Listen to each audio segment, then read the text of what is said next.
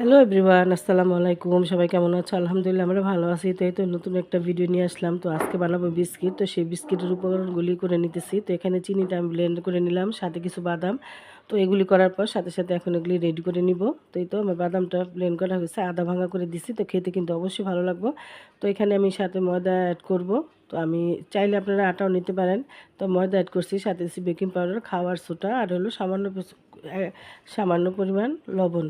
তো দিয়ে অনেকটা পরিমাণ তেল লাগবে, কারণ এটা কিন্তু পানি মিক্স করা যাবে না, কারণ বিস্কিটে পানি মিক্স করলে কিন্তু হবে না। তো এই তো এখন আমি সবগুলি একসাথে অ্যাড করে নিয়ে এখন ভালো মতো হাতে ভালো করে মাখায় নিব। তো আমার কাছে আরেকটু তেল লাগবে, তো আরেকটু তেল দিয়ে দিব। তো এটা কিন্তু হাতেই সুন্দর করে মাখাতে হবে, চামচের সাহায্য হবে না।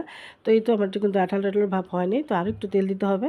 তো আরেকটু তেল নিয়ে সুন্দর করে ভালো করে মুথে নিব। তো এই তো বেশি মুথতে হবে না, এটা একটু সামান্য একটু রেস্টে রাখতে হবে। তো আমি ডিম দিইনি, তো উপরে কিন্তু ডিমের বিস্কিটের উপর একটু ডিম দিতে হয়, তো আমি ডিম দিইনি। ডিম দিলে কিন্তু বাদামি কালার হতো, যেহেতু আমি দিছি ঘি। তো ঘির উপর এখন কিছু বাদাম দিয়ে দিব, বাদাম দিয়ে আমি এখন এটা ফ্রাই প্যানে দিয়ে দিব।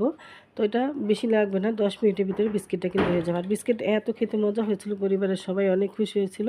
তো আমি প্রথম বিস্কিট বানালাম, তো খুবই সুন্দর হয়েছে, কিন্তু এটা দোকানের থেকে অনেক অনেক গুণ ভালো হয়েছে, কারণ বেকারির বিস্কিটে ভেজাল থাকে, আমার হাতের বিস্কিটে কিন্তু কোনো ভেজাল ছিল না। তো খেতে এত ভালো লাগছে, যেহেতু সাথে ঘি ছিল, খুবই অসাধারণ হয়েছে। তোমরা চাইলে এভাবে ট্রাই করতে পারো। তো এখানে পরিবারের সবাই অনেক খেয়ে খুশি, এখানে আমার মেয়ে খাচ্ছে, তোমাদের ভাইয়া খাচ্ছে, সবাই খেতেছে। তো বিস্কিটটা এত মচমচে হয়েছে, তো আমি আশা করি আবার আবার নেক্সটে আবার ট্রাই করব অনেকটা পরিমাণ। তো বানাইলাম অল্প পরিমাণের, দেখলাম যে না খুবই ভালো হয়েছে। তো আজকের ভিডিওটা এখানে শেষ করলাম। তোমরা সব ভালো থাকো, সুস্থ থাকো, আর এইভাবে তোমরাও ট্রাই করবে, তাহলে নতুন জিনিস ট্রাই করা হয়ে যাবে, বাচ্চারাও খেতে ভালো।